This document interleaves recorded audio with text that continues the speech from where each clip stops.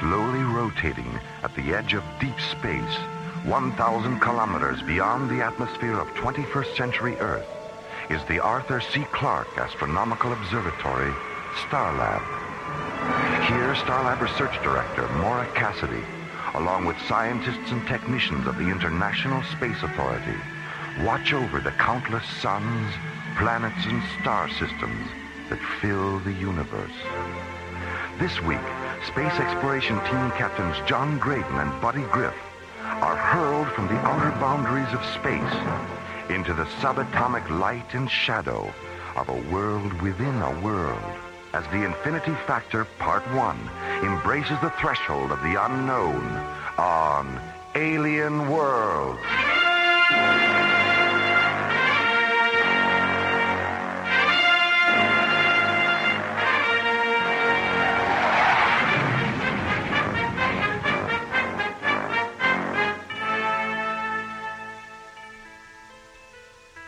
Astrophysicist Tom Liu Ping has been performing experimental tests in supralight travel, moving at velocities beyond the speed of light. The final step in a series of tests is now at hand. A specially modified ISA Delta Series craft, the Hyperion, will be piloted by John Graydon and Buddy Griff at speeds traveled before only by an infinity of light. Starlab Control, this is Tom Ruping aboard the Hyperion. This is Starlab. Go ahead, Hyperion. I just finished Timmy and 3, a little behind schedule. Jerry, I've got a revised ETA. Any problem, Tom? No problems, just a delay in getting launch clearance. What's your new ETA, Tom? 15 minutes, 29 seconds. Roger. I copy 15 plus 29er. Your docking orbit insertion coordinates are 614 at subvector alpha, docking bay 3.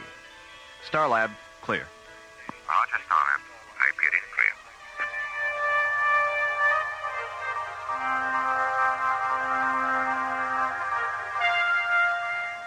clear. When did Tom Liu Ping arrive, Maura? He got in at 0300, John. He was late leaving Timmy and 3. That's why we rescheduled the briefing. Here's his room.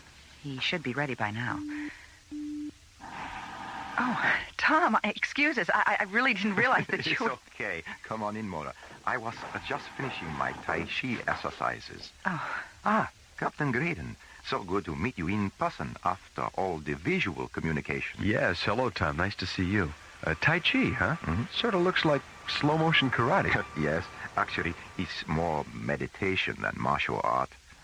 Well, keeping in shape out here is a good idea. I do a little hatha yoga myself. Oh, very good, Maura. Very good. Well, what's our program? I understand the briefing was rescheduled? Yes, we're meeting at 1300 hours in room 2 on Level A Conference Center. All right. I'll meet you there in a few minutes.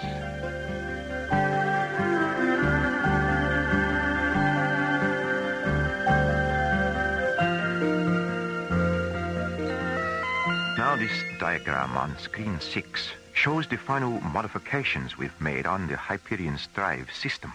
Well, it looks like you've practically rebuilt the entire Delta Series propulsion system. Yes, that's right, buddy.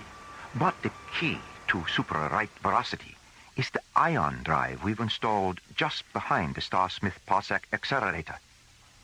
What effect will superlight warp-through have on our communication systems? In my preliminary tests, I experienced plasma sheath buildup that caused a temporary communications blackout. Is there any way we can avoid the blackout? No. But even though our telemetry signals will be delayed, when we reach super-light speed, you'll be able to monitor our shadow image on the screen. But remember, the scanning brief will show where we were, not where we are. At warp speed, we'll actually surpass the frequency right. Any final questions? No, let's go. Okay. Buddy, John, let's get our gear and prepare to launch.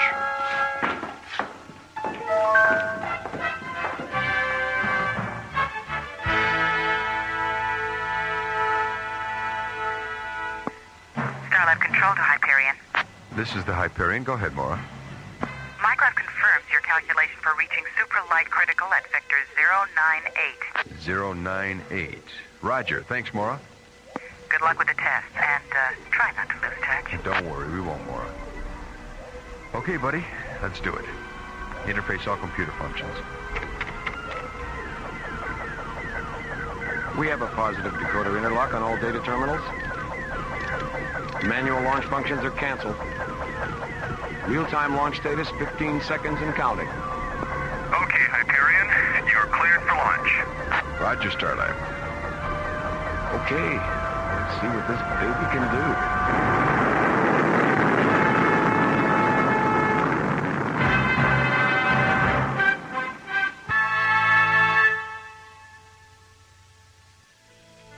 After months of planning and experimenting on Timian 3, astrophysicist Tom Liu Ping arrives at Starlab in preparation for the final phase of tests into supra-light-speed travel. Assisting in the tests and piloting the modified Delta Series spacecraft Hyperion are Captains John Graydon and Buddy Griff. As the experimental vessel jets away from Starlab, Research Director Maura Cassidy prepares the monitoring procedure that will track the Hyperion's telemetry and progress during the multiple light-speed flight. Oh, hi, Mora. Hi, Jerry. How's it going? Well, they've made a couple of orbits at light speed 1 to check the systems. We're monitoring them on screen 4. Dr. Cassidy, this is Barbara, spectral analysis. Our monitoring is beginning to show telemetry distortion coming back from the Hyperion. What's their position, Barbara? We're tracking them in final orbit prior to the superlight entry at subvector 096. Okay, thanks, Barbara. Jerry, open a channel to the Hyperion. This is Starlab to Hyperion. Over. This is the Hyperion, Starlab. Jerry, I can barely reach you. Roger. Hold on a minute, John. How's the signal now, John? Any better? No, you're still breaking up, Jerry. Tom, how's the ion drive functioning? He's fine, boss. In fact, he's more effective than I thought it would be in 3 warp speed. We're going like 15 degrees hot directly, which could create everything notice. We'll recheck the monitors before we go super right. Jerry, can't you do anything about the transmission? I don't know where all the hash is coming from, but there's some kind of interference. But the best we can do is keep the shadow blip on the screen. All right. Well, that won't help us much communications-wise. Dr. Cassidy, Barbara again. The mass proximity indicator registers a radical shift in the molecular density level of the Hyperion's hull. Start an MPI printout recording, Barbara. Mora, the Hyperion shadow blip has just disappeared from the screen. And they've vanished from all our tracking instruments.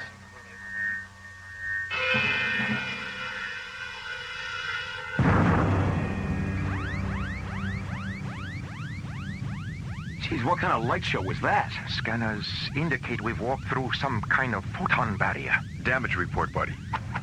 Well, the surge buffers between the ion drive and the parsec accelerator have shifted 110 degrees out of phase. And we've got heavy vibration and thermal overload on engine number 2. Reduce power, buddy. Correct to a pitch of 312. And fire yaw thruster with a 0.5 vertical correction. Let's see if we can stabilize. Right, Skip. She's coming around, Skip.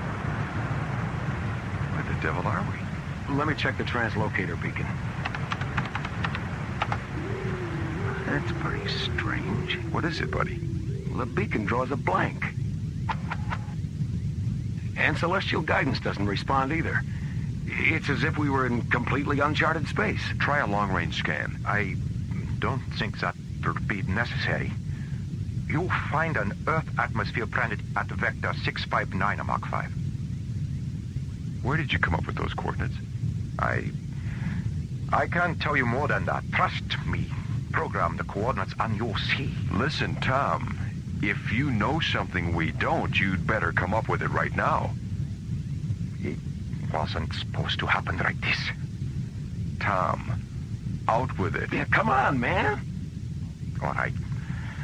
About 6 months ago, I made breakthrough in my experiments. What kind of a breakthrough? I discovered a parallel universe during my first super-right walkthrough test in Delta 5. Oh, terrific. Is that where we are now? Yes. What about the planet you just mentioned? is a water world called Asakusha. The people of the planet live on 2 islands. I made contact with one of the islands called Adusa. What I found was a world out of balance. Out of balance? What do you mean? The Asakushans had an ion generator that kept the people of the planet in balance, physically and emotionally.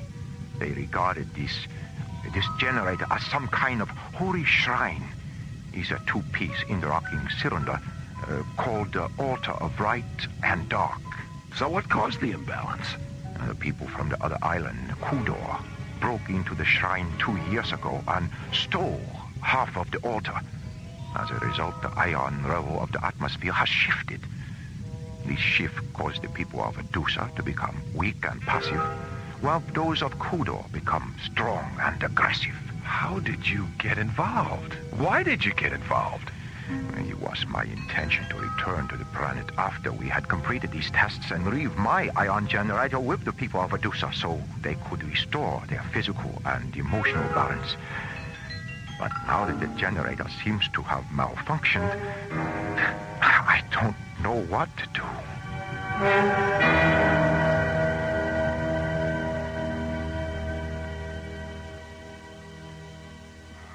Jerry, start cross-checking the Hyperion's last known coordinates from the MPI graph. Okay, Mara. Starlab, this is Echo Leader. Roger, Echo Leader. Go ahead. We've completed our Phase 2 search and reconnaissance. There's not a trace of Hyperion anywhere. No debris? No sign of wreckage? No, apparently she didn't break up. There's nothing here. All right, Echo Leader, thanks. Return to base. Roger, Starlab, Echo Leader on the return. Out. Starlab, clear. What could have happened to them? Even at light speed, spacecraft don't just disappear.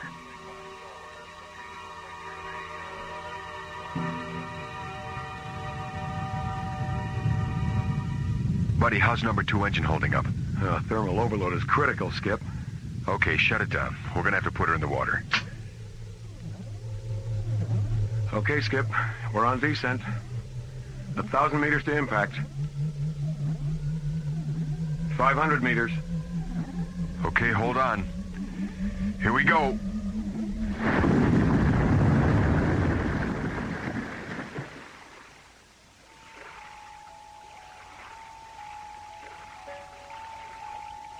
Oh, my head. Are you okay, buddy? Yeah, I'll be okay. Just give me a couple of minutes. I wonder if the ship sustained any serious damage. I think we're okay. The flotation collar inflated on impact. I don't see any structural damage. Open the hatch, Tom. Let's see where we are. See anything? Yes. A small boat approaching. It's Ready Kami and Rod Goncho. Friendlies, I hope. Yes, they're the ones from Medusa I told you about. Ready Kami. Lucine, you did come back. Thank God you found us, and not the raiders of Kudor. You brought others. Yes, Rod Goncho. This here is John Graydon. Hello. And Buddy Griff. Pleased to meet you. You come with us. We take you to Adusa.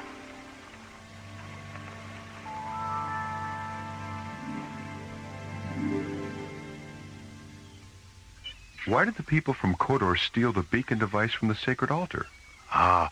Warlord Hiko sought to gain control over the 2 islands. To him, possession of the altar represented ultimate power, but he did not realize the far-reaching effect this would have. With each new tide, his people grew more hostile and aggressive. That is why the 2 halves of the shrine must be restored. If not, all the people on Sukusha will eventually die because of this imbalance. Will you help us with this task? Buddy, what do you think? Well, we're here. We might as well see what we can do. All right, then. Looks like we're going to Kodor. Where is Kodor?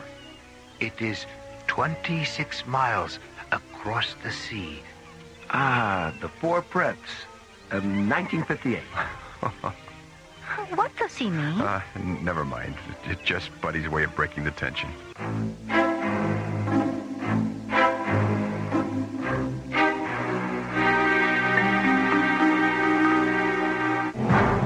Orbiting above the emerald green water world of Sekusha, the Hyperion develops an engine malfunction, forcing John Graydon to ditch the ship in the sea. 10 minutes later, John, Buddy, and Tommy Lou Ping are rescued and taken to the nearby island of Adusa. Here, Lady Kami and Lord Gunshow convince them to help Adusa recover a sacred altar from the nearby enemy island of Kodor. Meanwhile, on Kodor, Fleet Officer Sora enters the Imperial throne room with a message for Heiko, Kodor's ruling warlord.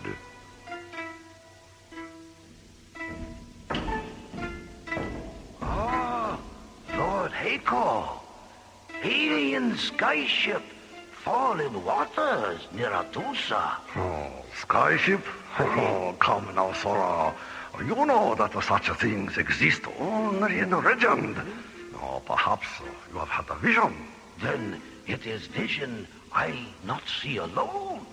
Every watchtower on windward side of Kodor see also. Shared visions are not uncommon, Sora. Have you consulted the Oracle for an explanation of this phenomenon? I need not consult Oracle, my lord. I need only consult telescope. Skyships still float in waters near Adusa. Not possible. Step to window, my lord. You see. Here, take telescope. How they do it, Sora? My lord? Gansho and Lady Kami. How is it that they have the power to call the sky gods into their service? How I should know, Lord Heiko. What do you mean, how I should know? You better find out. I want to contact our spies on Adusa. I want to know who those intruders are. And I want to know before night tide. Lord Heiko.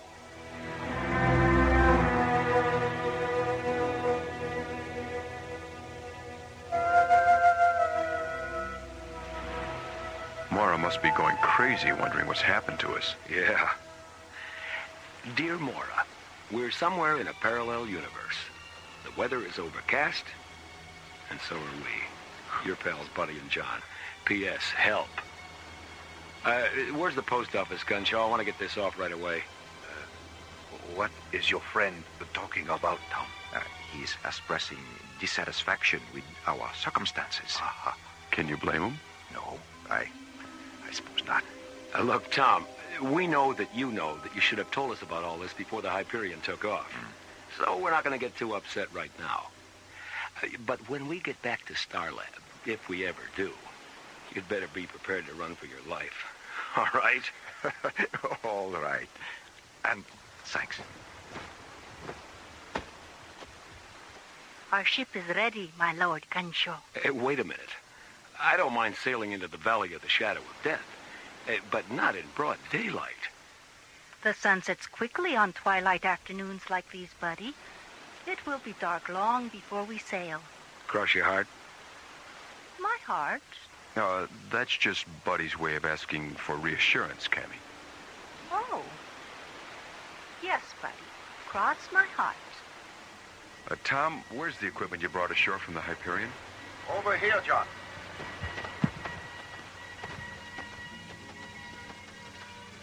Let's see.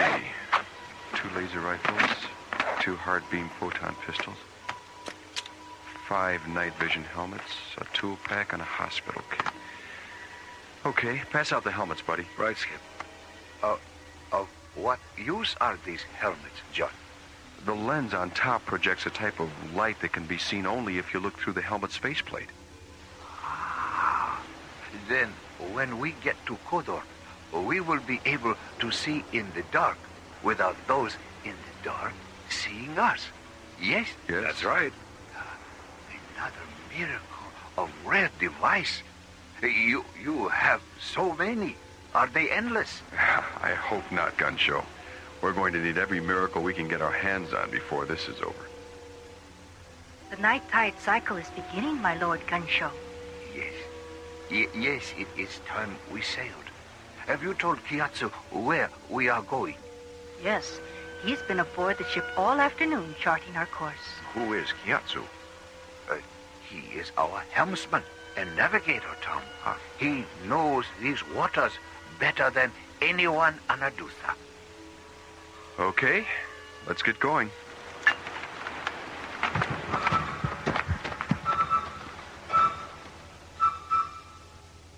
Sora, do you still have the message the carrier brought this afternoon? Hey, Lord Eiko? Read it to me again. But Lord Eiko, I already read to you dozen times. Please, Sora, if you wish to remain in the good graces of your imperial warlord, you will indulge him, not question him. Excellent point, Lord Eiko. My Lord Eiko, Gonshu, Kami, and 3 sky gods depart for Kotar on night tide. Course I have charted will take ship within 100 leagues of Pagoda Tower, between islands. Your faithful servant, Kiatsu. Good old Kiatsu. He certainly does epitomize the word spy, doesn't he? He does indeed, my lord. And what arrangements have been made to welcome our visitors from Adusa? But, Lord Eiko... Tell me again, Sora. I love the image it conjures up.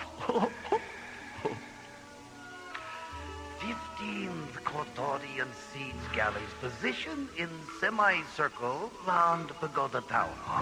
When Kiatsu sail past tower, circle will close, and Gonshu, Kami, and Sky Gods will be taken prisoner. Oh, you certainly have a way with the words, Sora. Aye, thank you, Lord Eiko. By the way, what you plan to do with them after their capture? We'll try to persuade the Sky Gods to give us the secrets of their power. Aye? And if they not easily persuaded?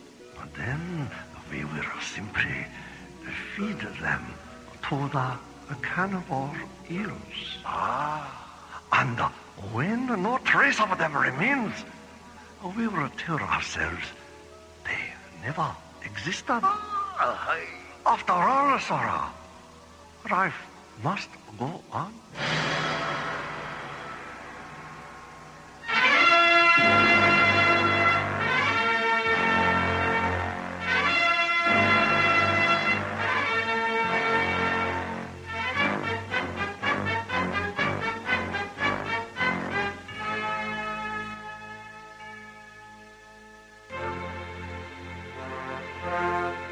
Last week's episode, astrophysicist Tom Liu Ping arrived at Starlab for a final phase of tests in the development of supralight travel.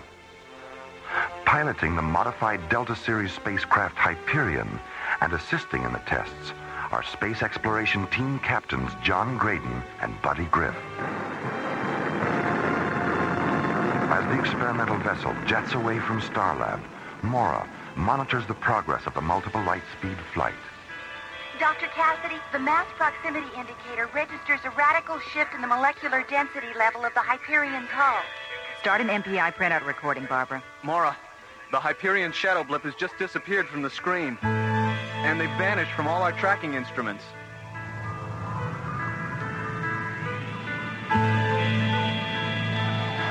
A flash of multicolored light sweeps past the Hyperion as it passes from one dimension into another and enters a parallel universe known only to Tom Liu Ping. Where the devil are we? You will find an Earth atmosphere planet at Vector 659 Mark 5. It's a water world called Sakusha. The people on the planet live on 2 islands. I made contact with one of the islands called Adusa. What I found was a world out of balance. Out of balance? What do you mean? The Secutions had an ion generator which kept the people on the planet in physical and emotional balance. It's a two-piece interlocking cylinder they call the altar of light and dark. So what caused the imbalance? The people from the other island, Kudor, stole half of the device. As a result, the ion level in the atmosphere shifted. The people on Adusa have become weak and passive, while those on Kudor have become strong and aggressive.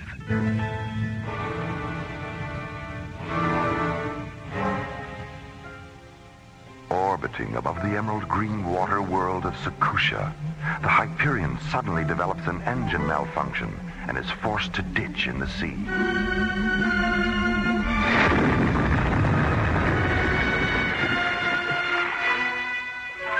Minutes later, John, Buddy, and Liu Ping are rescued by Tom's friends, Lady Cammy and Lord Gunshow. The three are taken to the nearby island of Adusa, where they're asked to go to Kodor and help recover the cylinder stolen from the altar of light and dark. Will you help us with this task? Buddy, what do you think? Well, we're here. We might as well see what we can do. Meanwhile, on Kodor, Fleet Officer Sora and ruling warlord Heiko, now aware of the plot to regain the cylinder, discuss a counterplan. 15th Kodorian siege galleys positioned in semicircle round Pagoda Tower.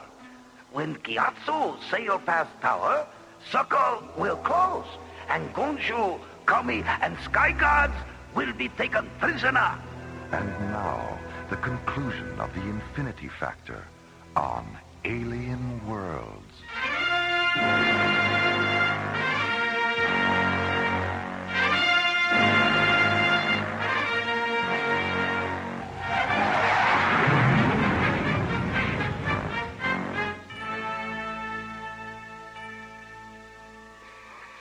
Jerry, let me see the last telemetry printout on the Hyperion. There you go, Maura. Thanks. Jerry, has all this data been cross-checked? As far as I know. Why? Well, according to this, the Hyperion is still right where it was when it disappeared. What? And then why aren't the scanners picking it up? They can't, Jerry. The MPI data indicates the Hyperion has been reduced to the size of a subatomic particle.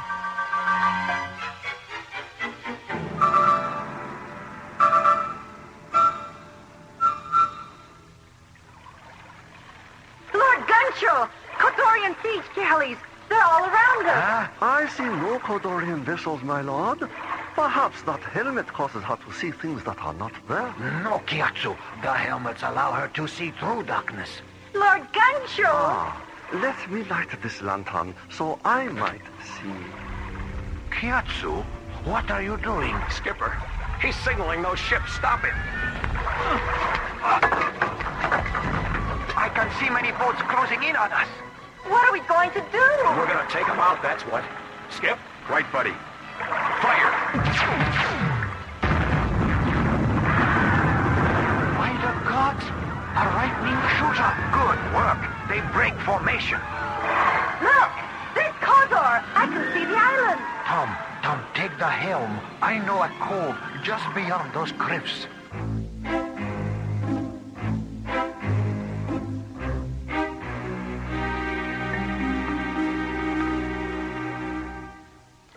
As the ship carrying John, Buddy, Tom, Lord Gunshow, and Lady Cammy approaches the pagoda tower between Adusa and Kodor, Gyatso, the ship's helmsman, signals to the fleet of Kodorian siege galleys waiting in the darkness. Stop, Gyatso. Skipper, he's signaling those ships. Stop it. Suddenly realizing that Gyatso is a Kodorian spy, John and Buddy knock the traitorous helmsman unconscious and engage the enemy warships with laser rifles.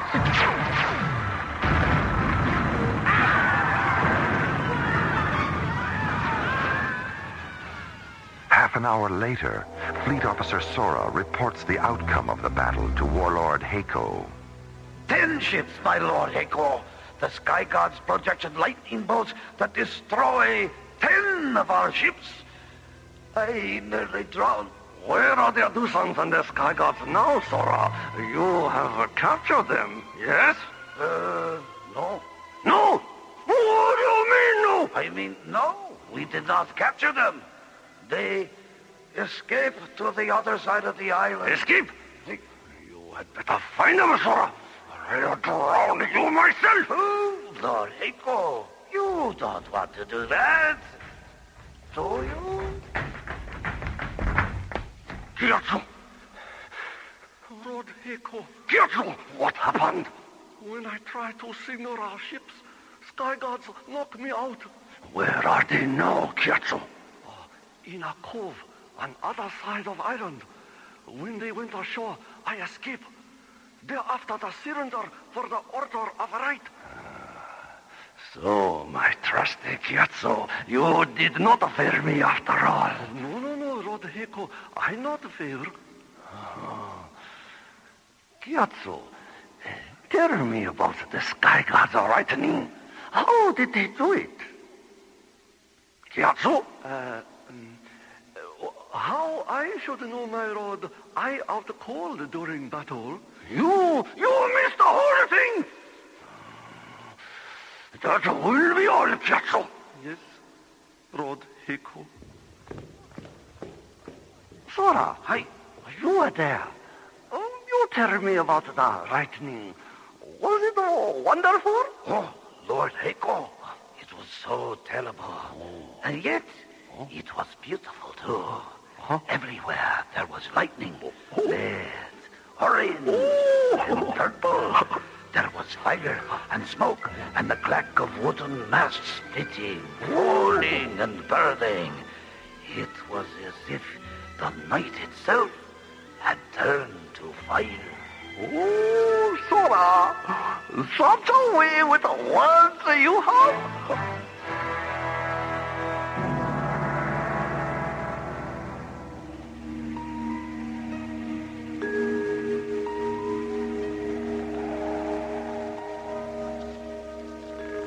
How much further to Hiko's palace, Lord Ganshu? Up ahead on the ridge. Do you know where Hiko keeps the cylinder? Yes, in his throne room. Do you remember how to get into the palace, Lord Gunshaw? Yes, lady. I remember. How long's it been? He was brought here 200 moontides ago and nearly tortured to death by Hiko's warriors as a demonstration of Kodor power. I used to come here often. Kodor was once the trade center for the two islands. Of course, that was before Lord Hiko became so obsessed. Yes. But we do have one advantage.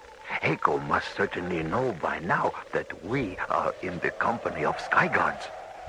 Everyone on Sakusha fears the sky god legends, even Hiko. Oh, I'm sure we can make that work for us. What do you mean, buddy? We'll use our lasers to make them dance a little. I mean, we don't want to hurt them. It is good you do not wish to harm anyone. We also believe this to be right. To hear you speak makes me feel for the first time since the theft of the cylinder that all is not lost. Don't worry, Gansho. We'll get your cylinder back. And I will do my best to understand the manner in which to restore the altar. But I will need your help, Lord Gansho. Yes, Tom. Can you tell me if there are any insignias, markings, colors, or anything like that which connect the two halves of the altar? Yes. The markings on the two halves of each disc fit together to form the law of the word symbol. Stop a moment, huh? Just a moment. Please show me the symbol. Here, draw it for me on the ground. Oh, yes. A circle. Of course. The infinity factor.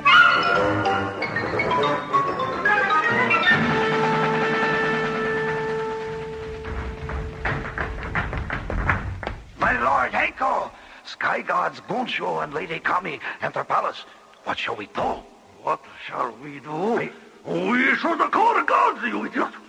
gods! Lord Hako! Gods, where are they? But Lord Hako! Where are my gods? I already called guards, my lord. They ran away, frightened by sky gods' lightning shorter.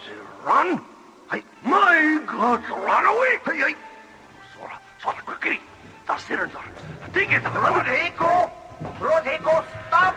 Or you will be killed. Where? Oh, Rod the gun show. And already coming. Oh, welcome back to Kodor. We have come to take back the cylinder for the altar. Take it back? That's right. Hand it over, Hako. If I refuse? You've seen the power of our lightning shooters on your vessels. How about we make a trade? You, sky gods, give me secret of your power, and I return the cylinder. Huh? Lord Hako, see that vase over there? Oh, that's very beautiful, yes? It is my favorite. Oh, you destroy my Kodorian Pagodavis! Sora, attack! Not me, Lord Hako. Sola not want to end up like a vase. All right, Hako, that's it. Tell us where the cylinder is, now. Sora, sky gods have us in tight spot. Hey, give it to them. Please. All right. Cylinder is over there. Behind curtain. Yes, it is here. Yes, and Lord Gunshaw. Oh, Lord Gunshaw. All right, everyone, come on. It's nearly daylight. Let's head back to the boat and set sail for the shrine. Confronted at last by what Hako believes to be sky gods, John, Buddy, and Tom Liu Ping convince him to surrender the cylinder, which will restore Sakusha's ion generator. Meanwhile, Commissioner White arrives on Starlab to confer with Mora about the mysterious disappearance of the Hyperion. There's a strong possibility that whatever happened to them isn't alien to Tom Liu Ping at all. What do you mean? As soon as we heard about the Hyperion's disappearance, we pulled all of Tom's research tapes and retraced his experiments. We discovered through the fuel inventories that he'd taken some earlier test flights that no one knew about. Well, how does this tie in with his research? Well, from what we could decipher, he discovered some kind of parallel universe. There's also an emotional involvement. We found his diary. Personal motivation. Yes. He intended to return to this sphere of existence all along.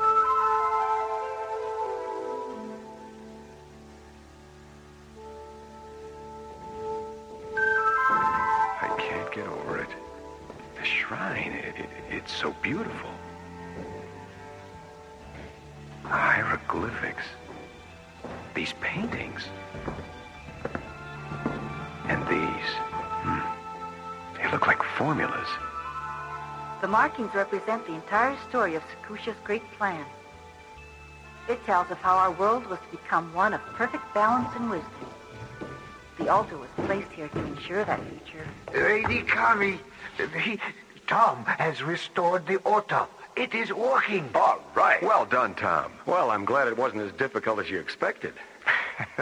It was actually quite simple. Once Lord Gunshaw gave me the description of the pattern the two cylinders formed. It's a very primitive ion generator by our standards, but quite effective. How soon will the effects become noticeable, Tom? I measured the output of the ion generator as soon as it began working. I would estimate that its effect on the Sakushans will be seen shortly. Look, a ship is approaching. It's Hako's inferior warship. We've just enough time to reach our ship before the generator is up to full power. Okay, let's go. But remember, buddy, we don't really know what effect this generator will have on these people, or on us. As John, Buddy, Tom, Cammy, and Lord Gunshaw carefully make their way back to the ship, Sakusha's ancient altar of light and dark fills the air with an ionized aura, re-establishing the planet's balance.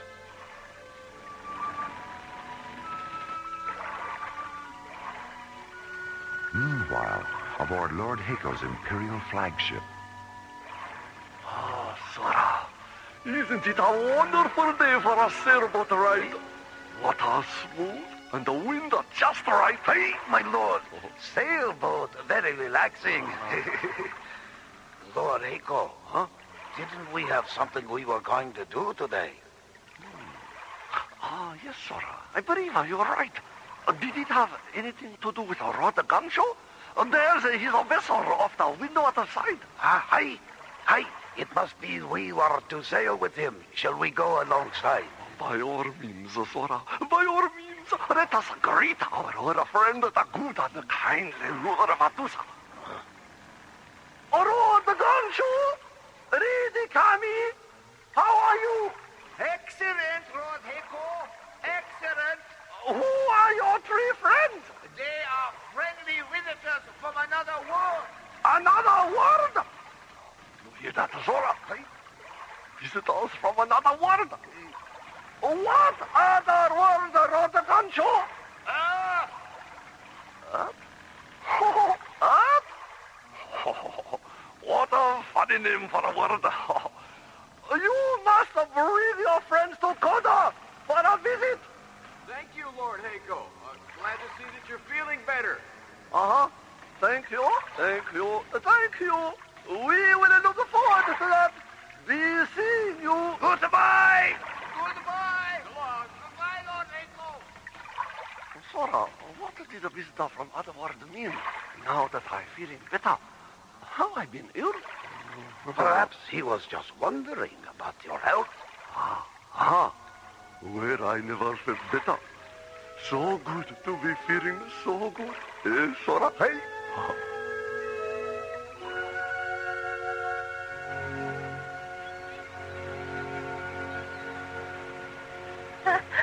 I could not believe how quickly Eiko changed. Yeah, he really went from a tiger to a pussycat, didn't he?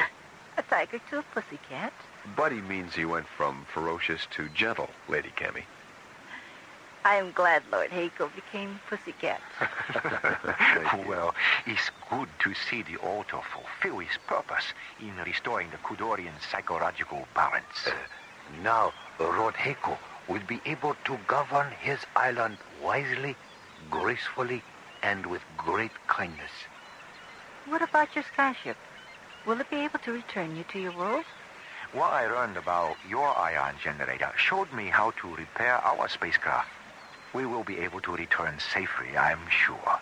Will you ever return to Sakusha? There is enough in common in our hearts to make us all part of a great oneness. We too often forget one another. The emptiness is illuminated by the light of the heart. I must accept full responsibility for what I have done in our world first. Then perhaps I may return and go forth with what I have helped you create and give you greater understanding of what you have yet to create. We will always remember your presence and what you have brought to us. Goodbye. Goodbye, Lady Kami. Lord Gunshow. Goodbye, buddy. John. So long. Remember to keep clear of the ship when we lift off. All right. You have a safe journey.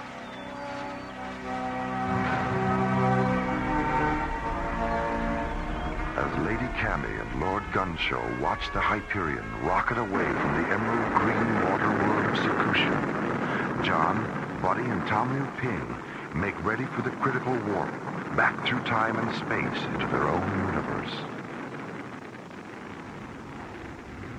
Buddy, let's program our coordinates for FTL reentry. Right, Skip. Tom, that circle Gunshow drew on the ground, what was that all about? This circle, John, was the missing key to all my research. I knew that by understanding what had happened on Sakusha, I would be able to understand what I had discovered. We were reduced in time and space to an infinity where balance is restored through the cohesiveness of philosophy and science together. And the moon circle on the cylinders united the two. The moon circle? Yes, you see, the circle had been broken, separated, and the way the two cylinders fit together restored the circle and the balance of Sakusha. We're programmed for FTL re-entry at Vector 558, Mark 1, Skip. Okay. Keep your fingers crossed.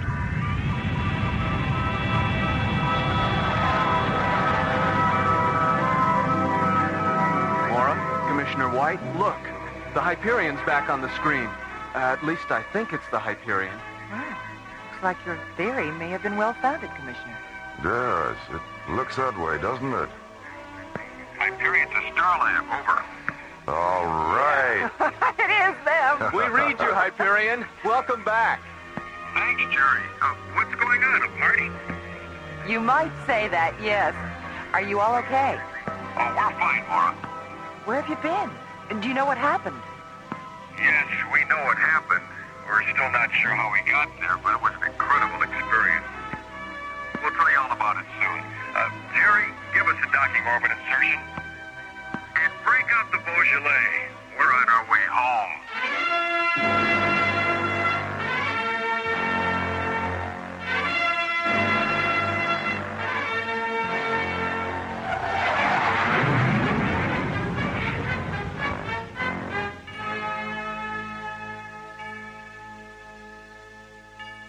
The Infinity Factor, Part 2, was based on a story concept by Larry Oakner and written by Lee Hansen, Jim Cook, and Ron Thompson.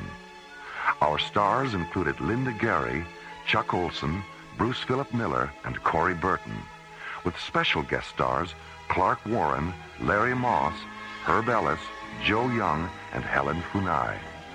Associate producer Ron Thompson. Music director Tom Rounds. Engineer Stu Jacobs. Assistant to the producer Jim Cook. Alien Worlds was created, produced, and directed by Lee Hansen. And so until next week, this is Roger Dressler inviting you to join us for our next adventure, Earthlight, on Alien Worlds.